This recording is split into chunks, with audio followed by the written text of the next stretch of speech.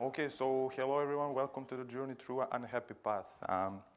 Give me just a few minutes to introduce myself to those of you who do not know me. My name is Nikola Poša. I live and work in Belgrade, Serbia. I'm a software architect specializing in PHP-driven applications and web services. My coding addiction is financed by a company called Arbor Education, whose main product is information system for schools. I'm also a member of the PHP Serbia local user group, and I'm also one of the organizers of the PHP Serbia conference. And we actually had an amazing event 2 weeks ago. Did anyone here attend, maybe? No? Okay, I see just a few hands, but I invite you to join us next year. I promise a great event. So, first of all, there's no such thing as unhappy path. It was a term I invented to remind you of a much more familiar phrase in software development, which is a happy path. So, and how we as developers kind of naturally gravitate towards that default scenario of application execution, both when writing our code and when testing it. It is also called a normal flow. And to show you what I mean, consider this example from an application where authors can write their articles on some blog-like application. And with regard to articles, there is this article repository, which is a typical repository implementation, and this concrete implementation of DB article repository, because we decided to keep articles in database, in an SQL database. And there is this get method, which is very common for repositories, right? So the question is, what can go wrong here? What can go wrong with this get method in particular? Many things probably, like database might not be accessible for whatever reason, so this call would fail. But what is most obvious is this bold assumption that article record will always exist for any ID that is inputted. So this would fail. So that in particular is exceptional behavior. So it breaks normal flow of application execution when some exceptional condition is met, like this one, and it often changes the normal flow of program execution.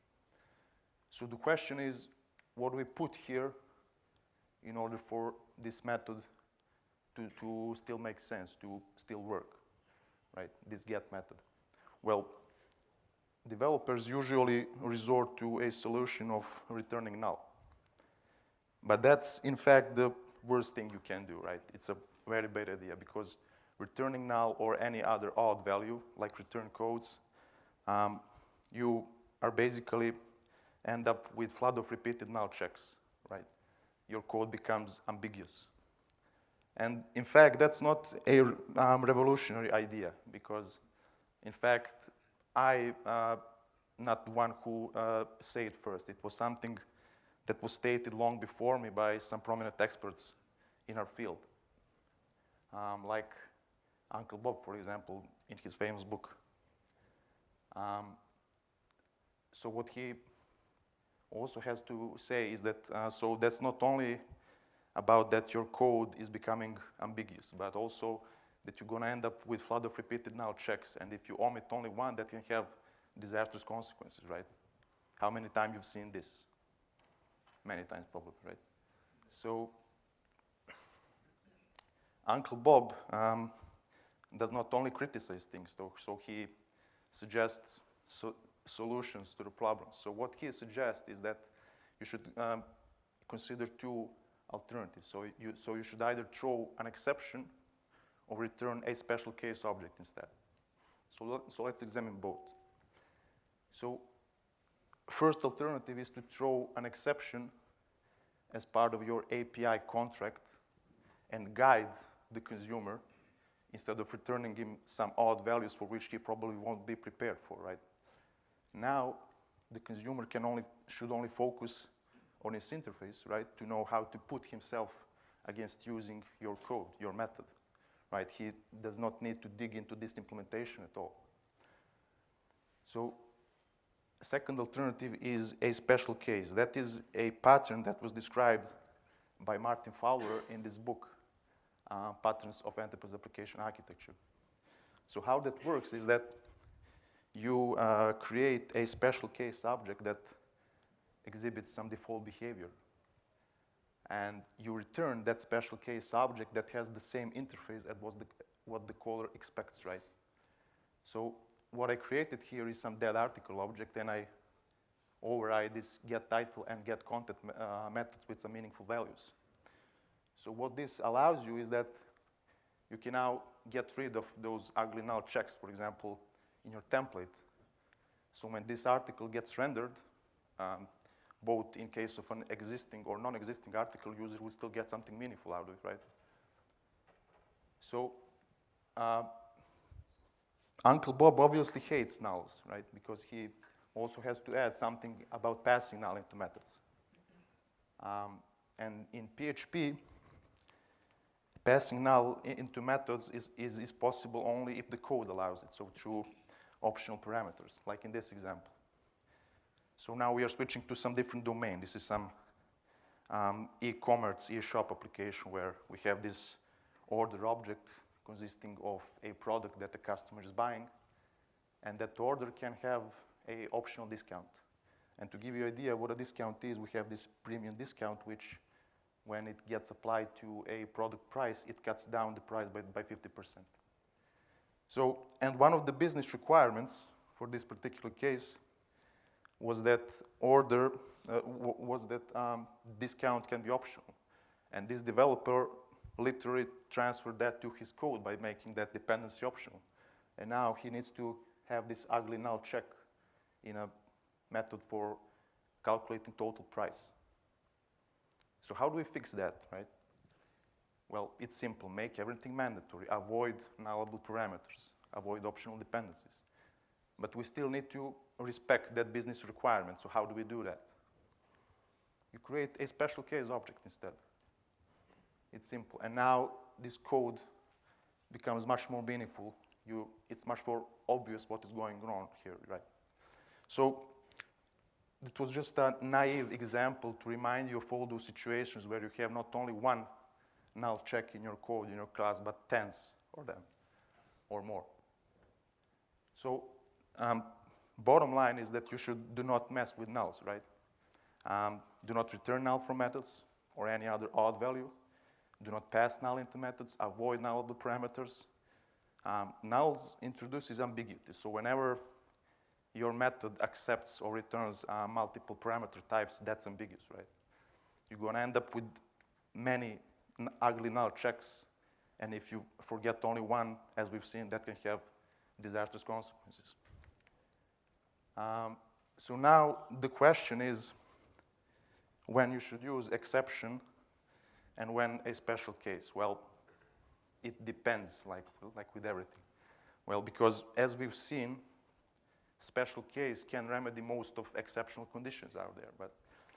But throwing an exception typically aims to emphasize a violated business logic rule.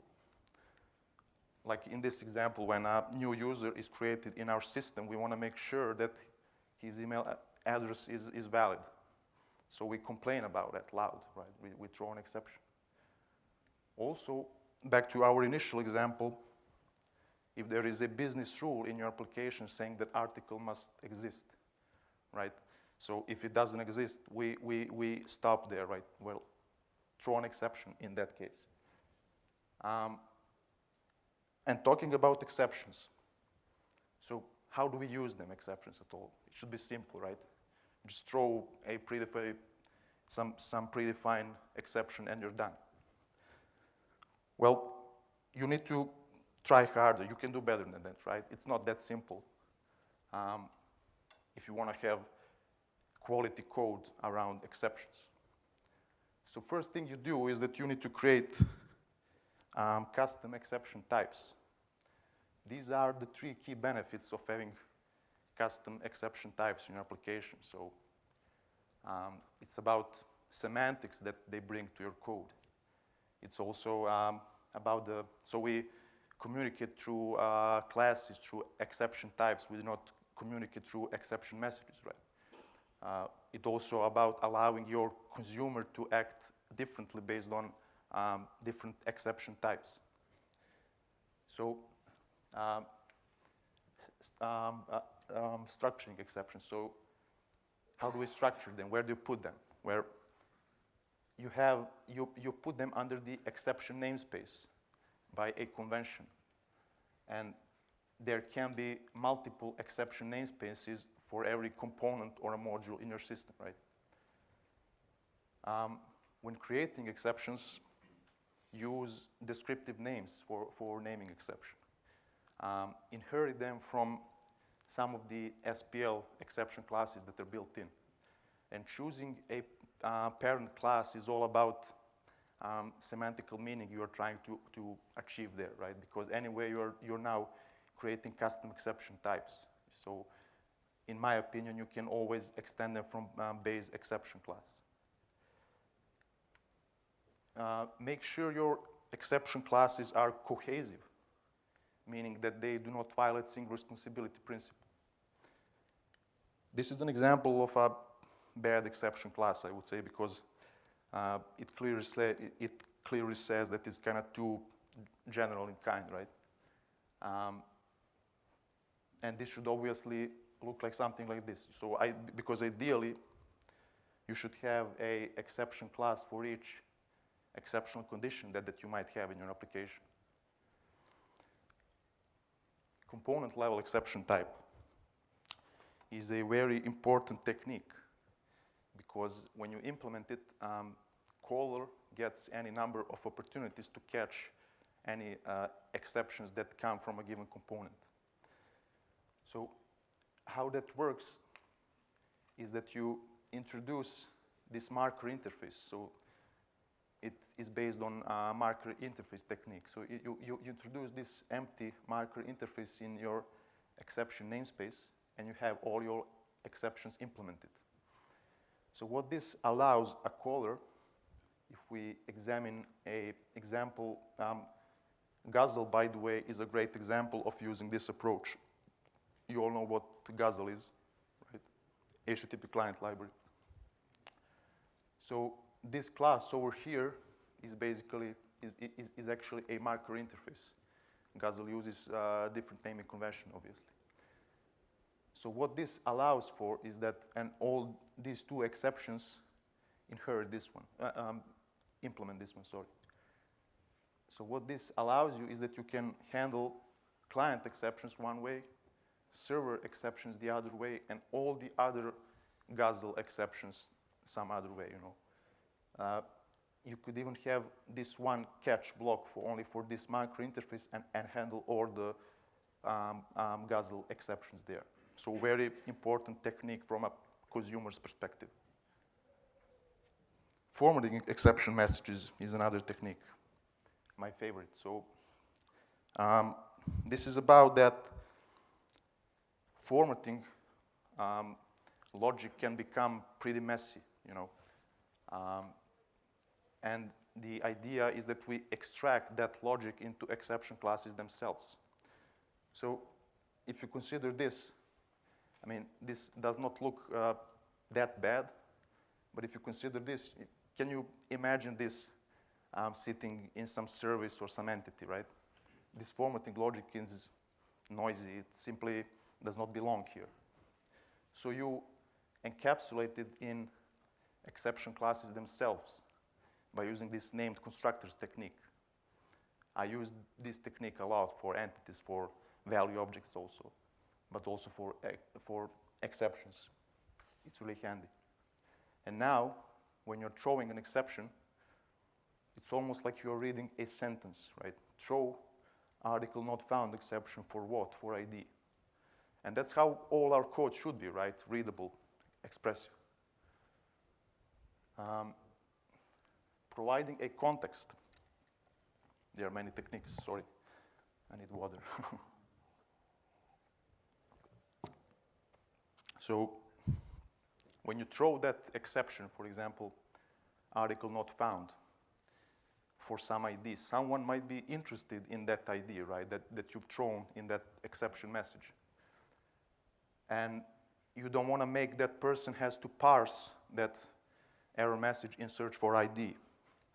So what you do is you take advantage of this named constructor technique to preserve that piece of information, that context of the error in the exception class itself, and you expose it so someone can pick it up more naturally, right? Very useful technique. Exception wrapping. Idea here is that all the exceptions that get raised as a result of using your code should be at the proper level of abstraction, right? So, for instance, if you're building a API client or SDK for some API, and you're internally using Guzzle, for example, that facilitates HTTP communication, you want to make sure that Guzzle exceptions do not propagate out of your code. So all the exceptions that get raised should belong to your code, to your library, to your component. Because ideally, consumer of that API client should not know that you're using Guzzle at all, right? You don't want to make him has to deal with some HTTP connection failed exception, because that's not the appropriate semantics. You want to throw him something like API is not available, right? So how you do that is that you wrap those exceptions of internal dependencies into exceptions that belong to, that are meaningful for your domain, for the level of the abstraction of a code that you're building. So for example, if this is some method in your API client invoking some API endpoint, you want to make sure that you wrap this Guzzle connect exception and turn it into something meaningful for your domain. And when wrapping exception, it is a good idea that you preserve it, that original error that has happened, so that you have it in a stack trace, for example, when you log that error. And you do that by taking advantage of what is built in PHP, so this third constructor argument of every exception class in PHP. Very important technique for library code especially, I would say, but also for projects and applications, modules in your system. So of all these techniques, I believe that formatting exception messages is something that will bring immediate value to your code if you start implementing it tomorrow. And that is something I would like you to take home with you and start using it. And I would be happy that I've transferred some knowledge to you. And you also may be thinking, hey, why there are so many techniques about exceptions? You know, why this has to be so much complicated, right? Just throw an exception. Well, if you're a software architect building maintainable applications, exceptions are inevitable and equal part of your architecture, right? So you should treat them like you treat any other part of your code. So now that we know how to throw exceptions, let's see how do we handle them.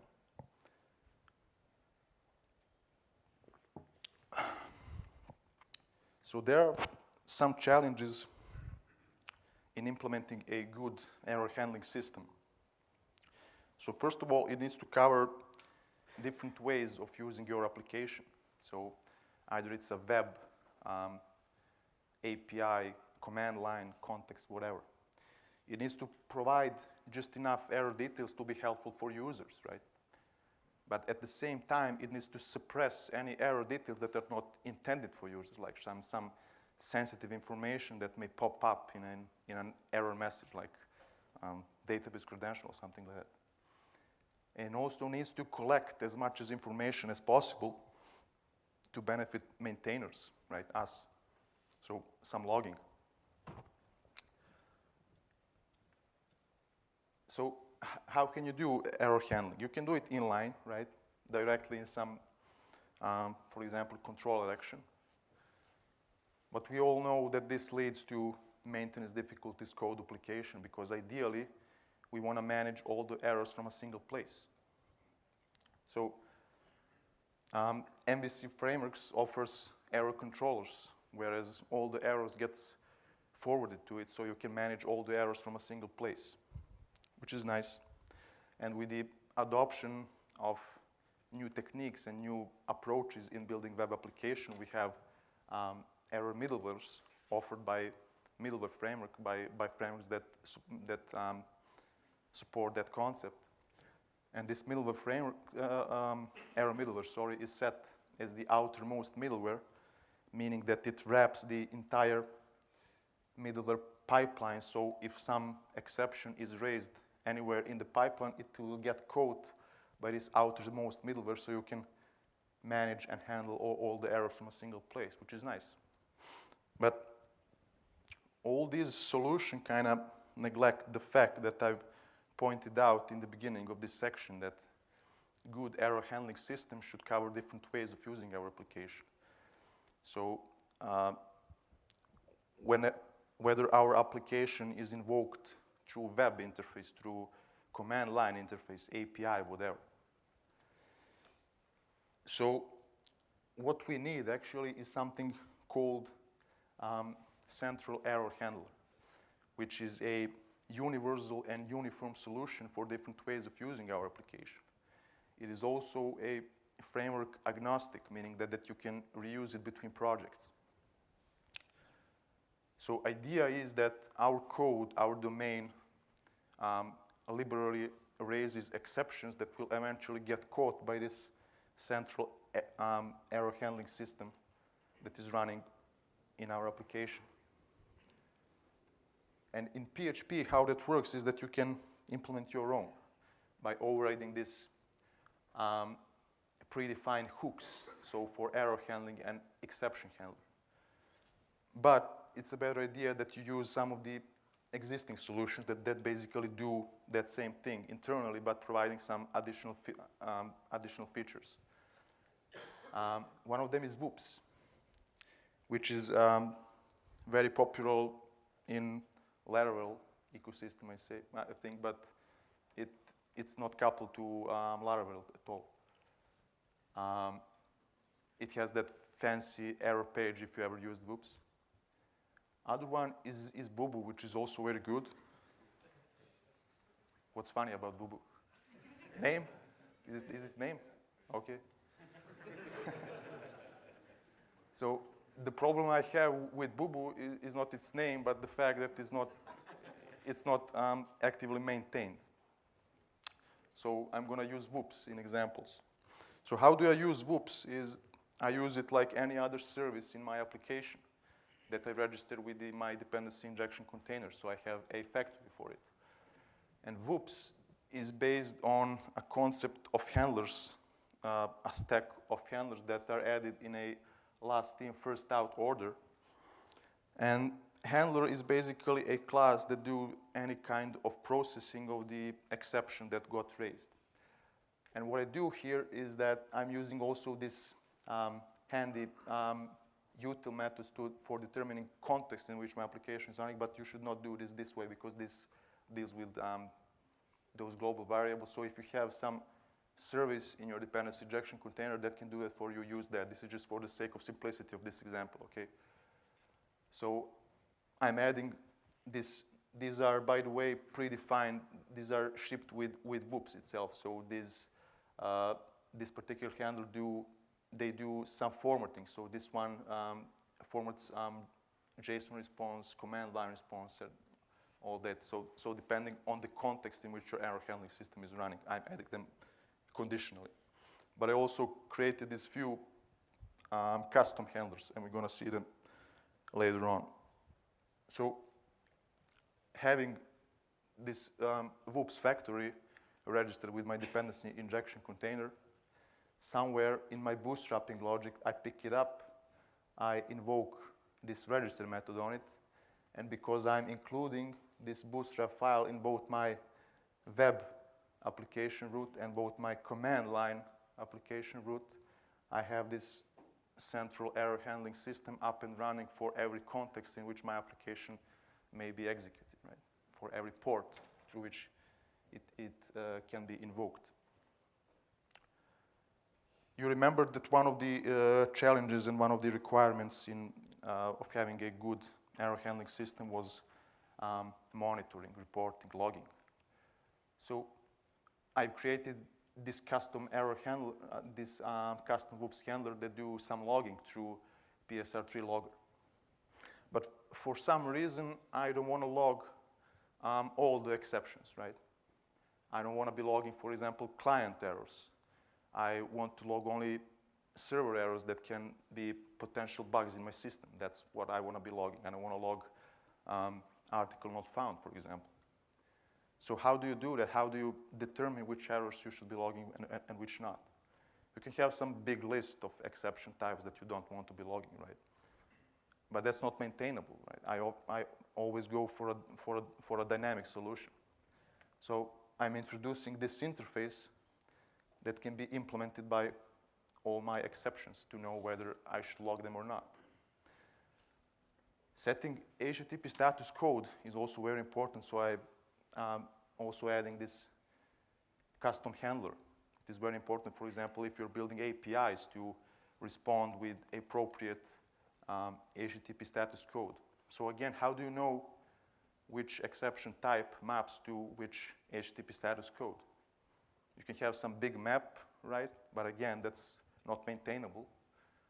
So what I do, I'm again putting behavior into exception classes themselves by introducing this interface that all my exceptions can implement optionally to provide appropriate HTTP status code. So I'm putting some behavior into exception classes themselves. So what I wanted to show you with this is that when you design a error handling system this way, so I wanted to show you how maintainable and accessible and extensible, error handling system becomes if you design it this way. If you need to do some extra processing of the exception that got raised, just push a new handler, right? If a new exception class, new exception type is introduced in your system, no need to touch error handling system at all. You just implement those interfaces. You just plug that exception into the flow, basically, by implementing those interfaces of which your custom handlers are aware of, right? So in other words, error handling system design this way conforms to the open-close principle, which is the letter O in solid. Last but not least, so don't forget to test exceptional behavior. Don't forget to ensure that your application is capable of handling unexpected behavior. So how do we test exceptions in PHP using PHP unit, for example? PHP unit offers this handy expect exception method. But know that you must invoke it before you act on an object that you're testing. And when it comes to testing, there is a pattern for structuring and formatting test code called arrange, act, assert. Who has heard of this pattern? Okay, I see many hands. So, and most of your test code naturally is in line with this pattern, right? So you first instantiate and initialize object that you're testing, then you act on it, and then you verify the outcomes, you do assertions. And as we've seen, that expect exception also kind of violates this rule, and I want all my test code to be consistent. So what I do, this is how I basically test exceptions. It requires a little bit more hassle, right? But at least my test code stays consistent. And I believe that test code should look like any example from your README file, for example. It should look like the same how the consumer will use it. I also, doing this, I kind of avoid coupling with the test framework I use. And that's a wrap. Before I say thank you, I would kindly ask you to rate my talk at Joined In, to give me feedback. This was the second time I'm giving this talk. This is my second conference talk ever, but feedback is always appreciated. So, thank you.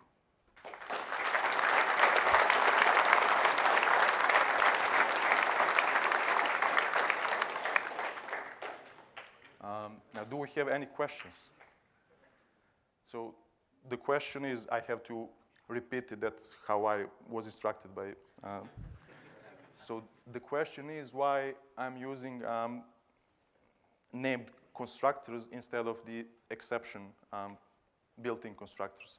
Well, like I said, if you compare that code when you throw exception with new article not found exception versus that one article not found exception for some input parameter, later is more readable, right?